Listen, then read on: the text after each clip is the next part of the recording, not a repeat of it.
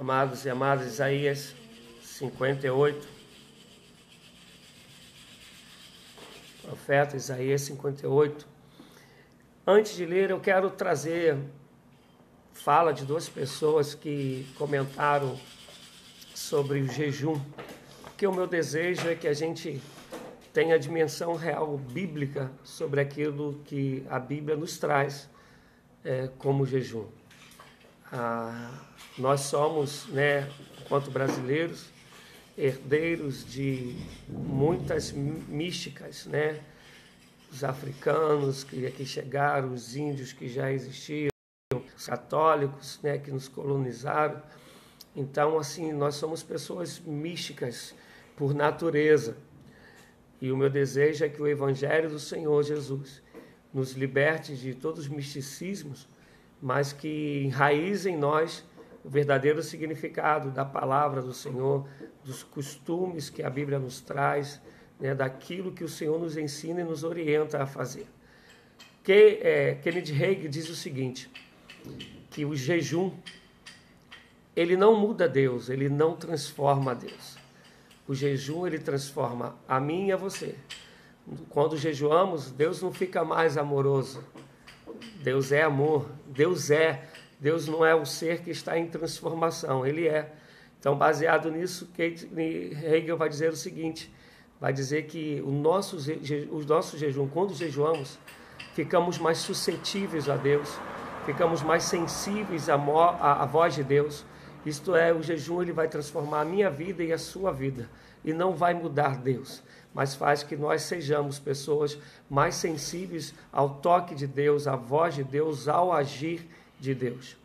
John Piper, que morreu há uns 2 anos atrás, John Piper que morreu não, John Piper, morreu há 2 anos atrás.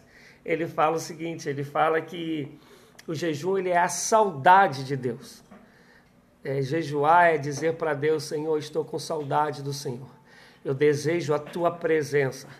Eu desejo o seu agir na minha vida. Perdão, eu errei mesmo. Quem morreu, quem faleceu foi Shader. John Piper está vivo. Matei o homem de Deus, mas ele está vivo, tá? Russell Shader, que faleceu tem uns 2 anos. E John Piper é quem diz isso. É quem diz que o jejum ele é a saudade de Deus. É querermos ter Deus em nossas vidas de tal maneira que essa intimidade ela seja levada, ela aconteça através do jejum. E é sobre isso que eu quero falar, sobre o jejum aos olhos de Deus. Desde que existe praticamente a humanidade, os historiadores eles vão mostrar isso, todo e qualquer tipo de fé, de religião, de crença, o costume, há o costume do jejum. O jejum ele é praticado como algo costumeiro. É muito raro, pelo menos de tudo que eu já estudei, que eu já ouvi, você encontrar um tipo de fé onde não se pratique o jejum em prol ao Deus a quem se serve, a divindade em que se acredita. Então o jejum ele faz parte da história humana, da fé humana. O jejum, quando a gente vai ler o dicionário, ele vai falar que quando a gente se abstém de comida, de alimentos, que vai falar, quer seja por questão de fé ou quer seja por uma ordem médica. O jejum, ele também, às vezes, ele é dado por ordem médica. E aí um exemplo que a gente mais conhece é quando nós vamos fazer alguns tipos de exame de sangue, temos que ter um jejum de 12 horas, 10 horas, dependendo do exame. Então, o jejum é se abster, a abstinência de alimento e, às vezes, até mesmo da água. Só que no meu caminhar, e talvez a tua experiência seja diferente, no meu caminhar como cristão, há 27 anos, normalmente, quando eu vejo o jejum, vejo as pessoas fazendo o jejum como se fosse algo muito pesaroso, algo que fosse um sacrifício. E eu não creio no jejum como sacrifício, mas como sacro ofício, isso é, como um ofício santo, um ato onde nós queremos nos santificar e queremos que o reino de Deus, que a glória de Deus, que a vontade de Deus, ela se estabeleça. Mas normalmente quando eu vejo o jejum no meio do povo de Deus, Eu vejo o pessoal jejuando por uma vitória dela, porque ela quer ser curada, porque ela quer que alguém na família tenha um emprego, que a casa própria saia, que a causa da justiça seja favorável. Normalmente o nosso jejum ele tem a ver com algo que a gente espera pro aqui e agora, ele tem como resultado, como objetivo, alguma coisa material, alguma coisa do nosso dia a dia. E eu particularmente, quando eu olho na Bíblia, todo jejum que eu encontro, ele tem a ver com a pessoa se achegar a Deus, ser mais íntima de Deus, e como disse, John Piper, que é saudade de Deus, como disse o Kennedy, que é para que transforme a mim e a você, quando nós jejuamos, a fim de ficarmos mais sensíveis à voz de Deus. É esse jejum que eu encontro na Bíblia, e é sobre isso que eu quero falar um pouco. Olha só, a gente vai ler Isaías 58, do 1 até o 12. Diz assim: grite alto, não se contenha, levante a voz como trombeta, anuncie ao meu povo a rebelião dele e à comunidade de Jacó os seus pecados. Pois dia a dia me procuram, parecem desejosos de conhecer os meus caminhos, como se fossem uma nação que faz o que é direito e que não abandonou os mandamentos de Deus. Pedem-me decisões justas e parecem desejosos de que Deus se aproxime deles. Por que jejuamos, dizem, e não o viste? Por que nos humilhamos e não reparaste? Contudo, no dia do seu jejum, vocês fazem o que é do agrado de vocês e exploram seus empregados. Seu jejum termina em discussão e rixa e em brigas de socos brutais. Vocês não podem jejuar como fazem hoje e esperar que a sua voz seja ouvida no alto. Será esse o jejum que escolhi, que apenas um dia o homem se humilhe, incline a cabeça como um junco e se deite sobre pano de saco e cinzas? É isso que vocês chamam de jejum, um dia aceitável ao Senhor? O jejum que desejo não é este. O jejum que desejo não é este: soltar as correntes da injustiça, desatar as cordas do jugo, pôr em liberdade os oprimidos e romper todo jugo? Não é partilhar sua comida com o faminto, abrigar o pobre desamparado, vestir o nu que você encontrou e não recusar ajuda ao próximo? Olha só, nessa passagem aqui, está Deus falando através do profeta Isaías, que há um povo que jejua, não é aqui nenhuma pessoa individual, é um povo que está jejuando. E esse povo que está jejuando, inclusive, quer cobrar de Deus. Fala para Deus no versículo 3, por que jejuamos, dizem, e não viste? Quer dizer, eles jejuaram e quer cobrar de Deus alguma providência de Deus, alguma ação de Deus, alguma atitude de Deus. Isso é, para eles, o jejum deles é uma barganha. Eu vou ficar com fome, e porque eu fiquei com fome, eu quero que Deus responda aquilo que eu espero dele. E Deus, ele começa a repreender esse povo dizendo: olha só, vocês fazem todo esse ritual do jejum. Vocês passam fome, ficam sem comer, ficam sem beber, inclinam suas cabeças em sentido de humildade, rasgam as suas vestes, mas os atos de vocês, o dia a dia de vocês, não demonstram, não correspondem ao jejum que vocês fazem em relação à minha pessoa, ao meu ser, à minha santidade, à minha soberania. Porque vocês dizem que reconhecem quem eu sou através do jejum, quer dizer, mas a prática de vocês é injusta. Aquilo que vocês fazem no dia a dia não corresponde ao meu amor ao próximo, à misericórdia para com o outro. Vocês veem o faminto e não dão de comer, vocês veem o sedento e não dão de beber, vocês veem o nu e não dão de vestir para eles. Ao contrário, vocês até exploram os empregados que vocês têm. Então vocês querem ter uma vida totalmente fora daquilo que eu entendo como uma vida reta, aquilo que eu estabeleci para vocês, meu povo, como uma vida reta, mas porque chega um momento, um determinado dia que você vai dizer que é dia do Senhor, você quer ter um comportamento de passar fome e de achar que isso daí vai fazer com que vocês sejam agradáveis a mim. Amados, vocês que me ouvem, a gente vai encontrar no Velho Testamento o dia sendo instituído, o dia do jejum. Quando a gente vai ler a Bíblia em Levítico 2:37, a gente vai encontrar esse dia que é dito que é o dia de jejum. Mais para frente, quando a gente vai chegar em Atos 13, a gente vai ver Paulo, a gente vai ver o pessoal falando que tem o dia, que o dia não chama mais o dia de jejum, fala o jejum. Então, quer dizer, desde o Velho Testamento até o Novo Testamento, havia um dia concebido para o pessoal jejuar. É bíblico, o pessoal de Deus sempre jejuou. Todavia, quando a gente pega o jejum e acha que ele é uma arma, que a gente vai enquadrar a Deus para que os nossos próprios objetivos aconteçam, esse jejum ele deixou de ser um jejum que agrada a Deus e passou apenas a ser um passar fome de alguém que acha que pode fazer barganha com Deus. O jejum, a gente hoje sofre 2 pontos. As pessoas que dizem que não é mais necessário o jejum, e há outros que dizem que a vida tem que ser um jejum um tempo todo. E quer dizer, uns erram para menos e outros erram para mais. Mas eu quero te convidar, uma passagem também muito conhecida, a ler comigo em Mateus 6.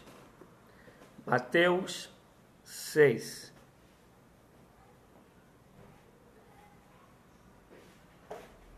Vamos ler a partir do versículo 16.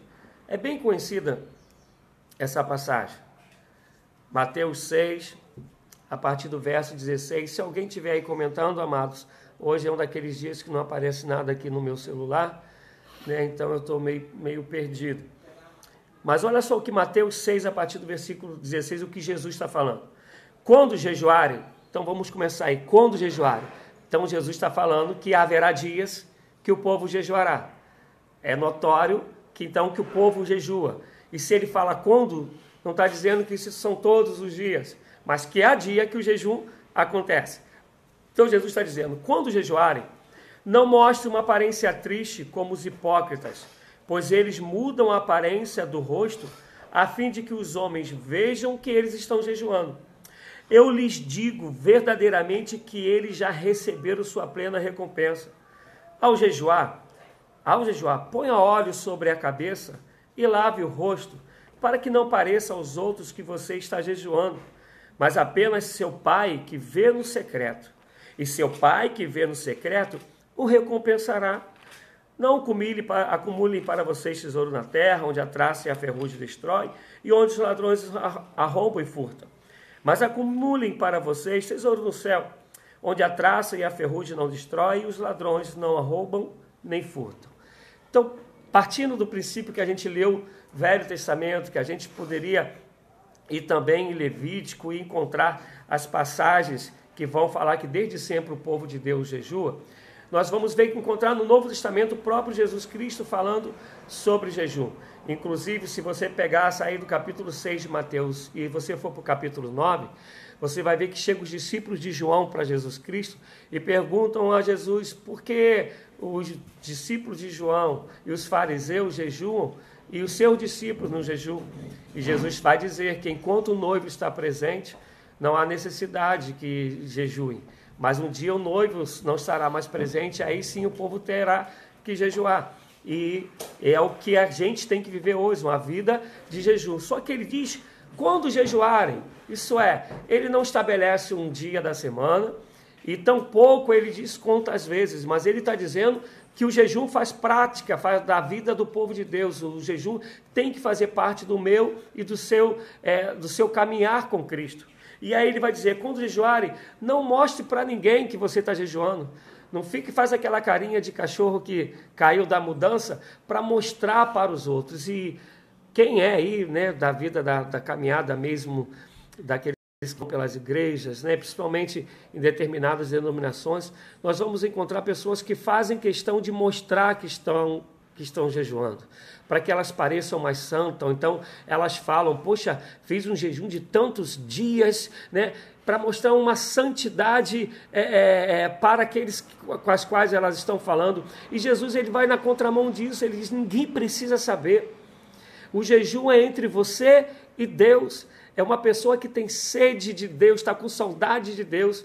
É uma pessoa que tem o desejo de morrer, mortificar-se para esse mundo. Preste atenção, amados. Vocês repararam que essa passagem de Mateus 6, ele fala do jejum e logo em seguida ele fala sobre as riquezas da terra. Sabe por quê, amado? Jesus é o pão vivo que desceu dos céus. Mas quando ele nos ensina o Pai Nosso, ele fala para mim e para você que nós devemos dizer, dar graças a Deus pelo pão de cada dia. Pão de cada dia nos dai hoje. A gente pede o pão e agradece, porque nós precisamos do pão de cada dia para alimentar o nosso corpo. Só que quando a gente jejua, a gente não quer o pão de cada dia. A gente mostra para Deus que a presença dele em nós, uma vida de santidade com ele, uma vida de comunhão com ele, é muito mais glorioso, é um afã muito maior nosso, é um desejo muito maior do nosso ser, do que ter o pão de cada dia. Não é que a gente não precise do pão de cada dia, mas a gente está falando, Senhor, eu quero renunciar, eu quero negar, eu quero mostrar para o Senhor, eu quero dizer para o Senhor que eu renuncio às coisas materiais para que a tua glória seja sobre mim. Para que eu viva na direção do teu Espírito, para que eu seja sensível à sua voz, para que eu seja direcionado pelo teu Espírito. O jejum tem esse propósito de que seja estabelecido o reino de Deus em nossas vidas e ao nosso redor. Se tu abres a tua Bíblia em Esther, no capítulo 4, no livro de Esther, tu vais ver que Esther está conclamando, está pedindo ao povo que jejue, porque é uma lei de assassinar, de exterminar o povo hebreu. E se isso acontecesse, Jesus não nasceria, não viria Davi, não viria Jesus. E aí ela fala para o povo, diga ao povo para ficar 3 dias sem comer, sem beber, para que eu chegue à presença do rei, porque ela mesmo sendo rainha, ela tinha os dias certos de chegar na presença do rei. E se ela fosse num dia que não fosse o dia dela, e o rei não levantasse o cetro para recebê-la, ela poderia perder a vida.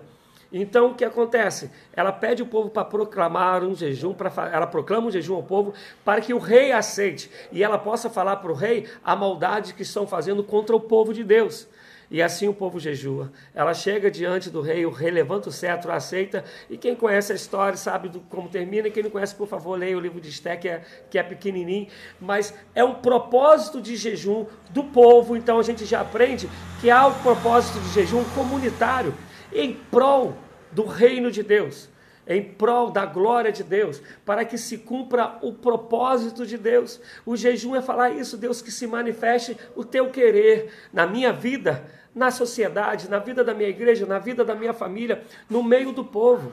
O propósito do jejum é sempre renunciar ao nosso eu, às nossas vontades, para que se estabeleça a vontade de Deus, o propósito de Deus.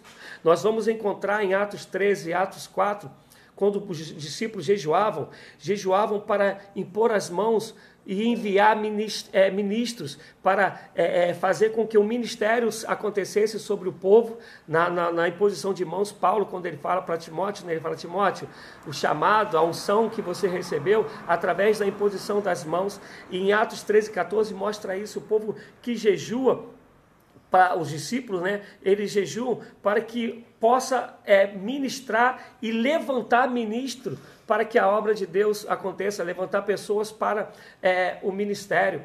O jejum ele sempre tem a ver com glorificação a Deus, com a renúncia do nosso ser. E lembra que eu falei que o jejum ele não pode ser sacrifício, mas sim um sacro ofício?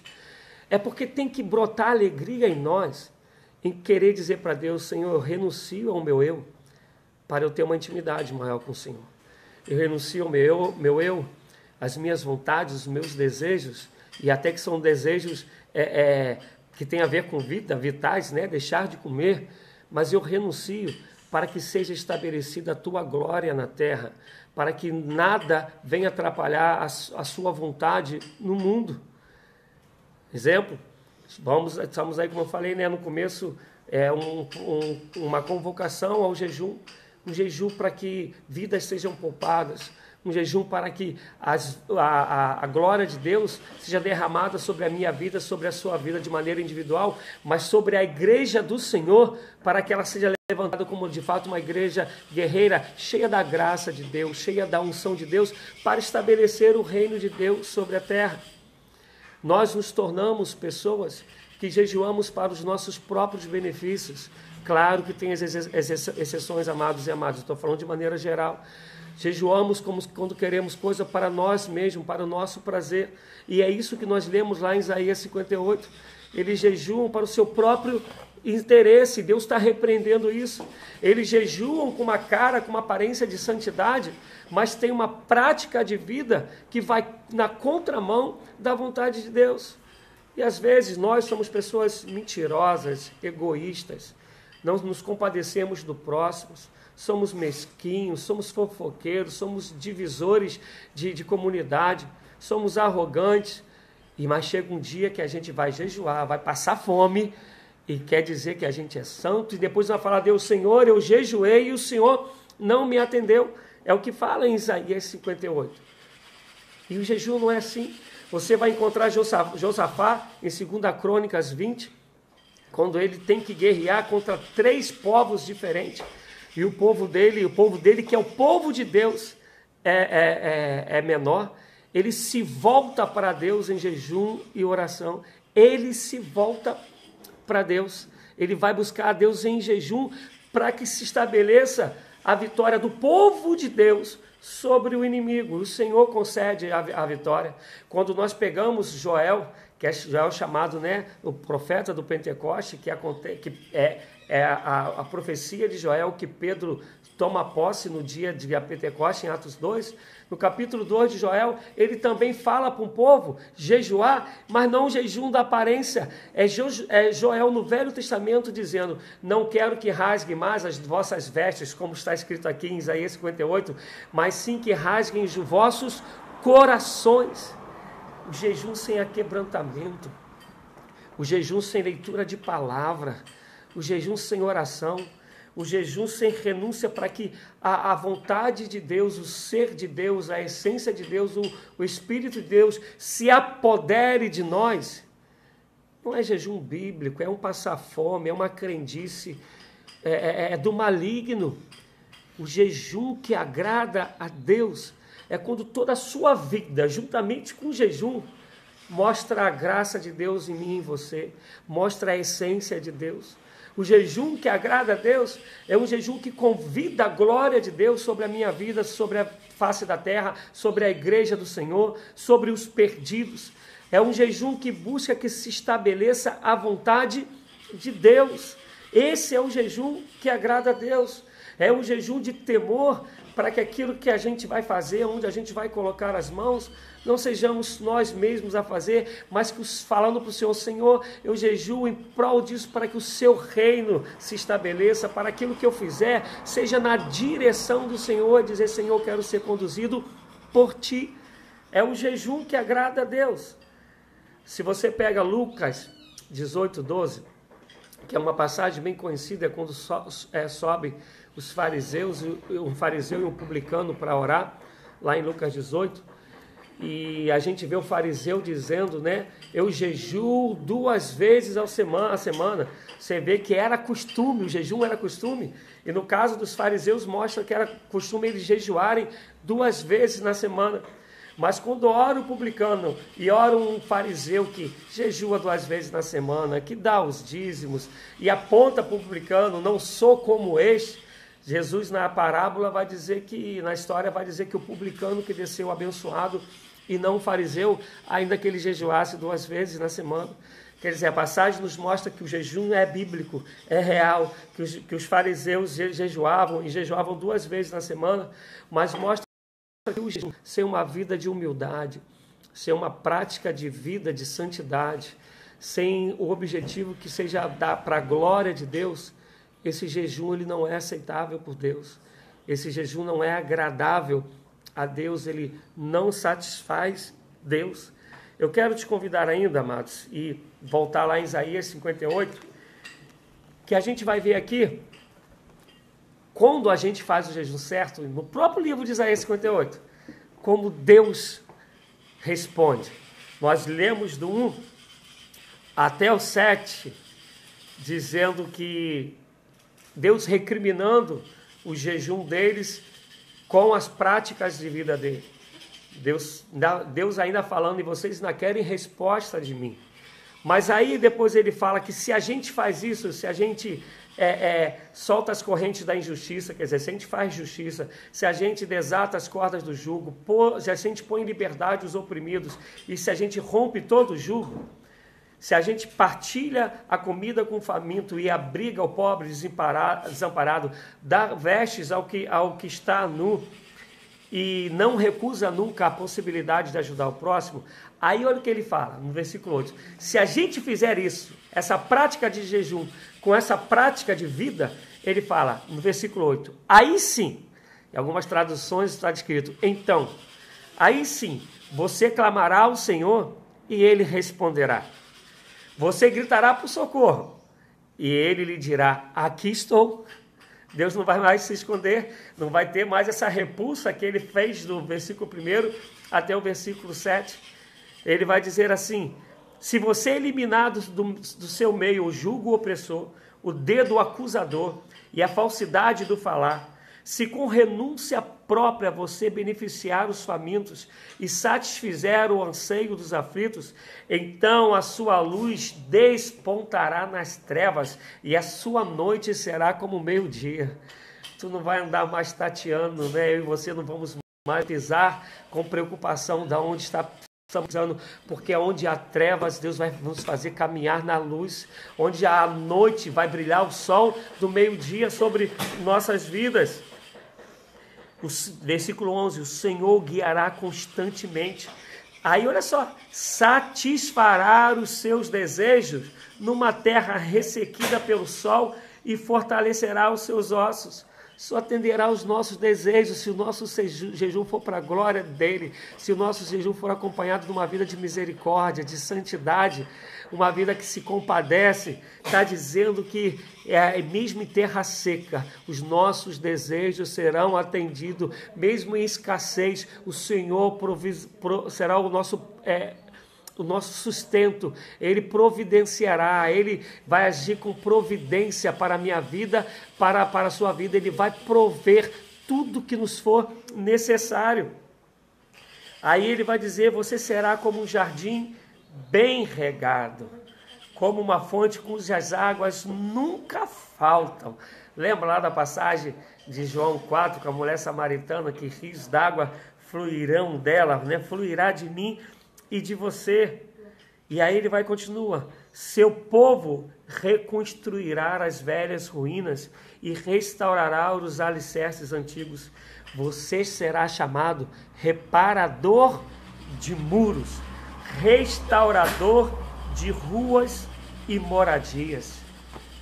Se o nosso jejum deixar de ser um jejum místico, deixar de ser um jejum individualista, se o nosso jejum for o jejum que o Reagan diz que é para transformar a mim e a você e nos fazer mais sensíveis à voz de Deus, se o nosso jejum for um jejum do John Piper, de quem tem fome e sede de Deus, saudades de Deus é a palavra que John Piper usa, se o nosso jejum for esse jejum que quer dizer, Senhor, eu mortifico a minha carne, eu renuncio o pão de cada dia, para eu poder ter o pão vivo que desce do céu em abundância na minha vida. E se no nosso dia a dia nós mostrarmos que é essa graça de Deus que queremos, onde se compadece do necessitado, onde busca para fazer a justiça, Deus se agradará do nosso jejum. O Senhor nos ouvirá, não permitirá mais que andemos nas trevas, não ficaremos mais sedentos, mas a graça dele fará que até em terra seca a gente tenha provisão do Senhor, os nossos desejos serão atendidos, Deus se inclinará dos céus e nos atenderá. E nós encontramos nas passagens que nós vimos que há o jejum individual, como os fariseus, como os discípulos, que há o jejum coletivo, como o de Esdras, como o da rainha Esther, como o de Josafá. Nós vamos encontrar vários tipos de de porções, vamos dizer assim, de jejum de nações, de grupo e de pessoas individuais. Mas não encontramos na Bíblia uma maneira que diz que estabelece como tem que ser o jejum, o número de horas, o número de vezes, embora mostre que era costume do povo jejuar 2 vezes na semana, mas não estabelece-se por Jesus nem por ninguém como e quantas vezes a gente tem que jejuar, o número de horas que a gente tem que jejuar. Agora preste atenção, nós encontramos Jesus jejuando 40 dias e 40 noites. O Filho de Deus, o Verbo encarnado, jejuou. E jejuou 40 dias. Se ele tem que jejuar, ou melhor, se ele jejuou, imagine eu e você. Moisés, que era, teologicamente falando, o protótipo de Jesus, o libertador, que tira o povo do cativo do Egito para levar para a terra prometida, Moisés jejuou 40 dias e 40 noites. Quando ele vai lá, está escrevendo as leis do Senhor na tábua, Moisés jejuou, Jesus jejuou, Paulo jejuou, John Wesley, uma das marcas de John Wesley é o jejum.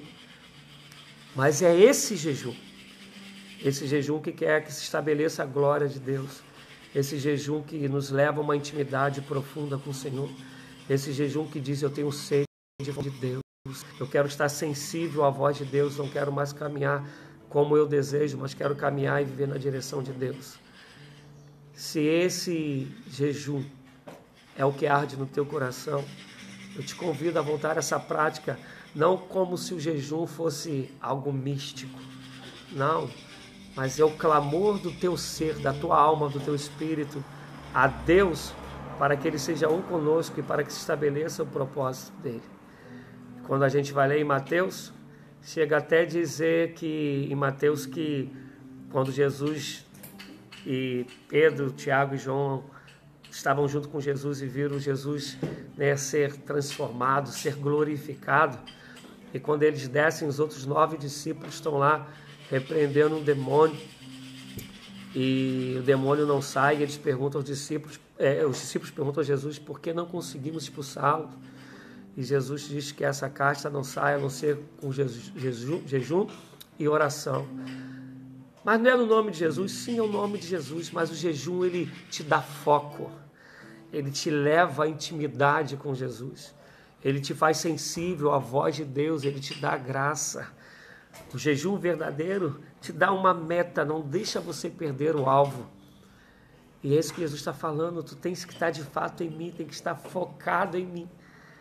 Meu desejo é que nós jejuemos, segundo a graça de Deus em nossas vidas, segundo aquilo que nós podemos suportar, segundo as nossas restrições, que muitos tomam alguns tipos de remédio. Mas tu podes se abster de algo da sua carne, para dizer: Deus, eu quero me consagrar a Ti. Eu quero ser alimentado pelo pão da vida que desceu dos céus.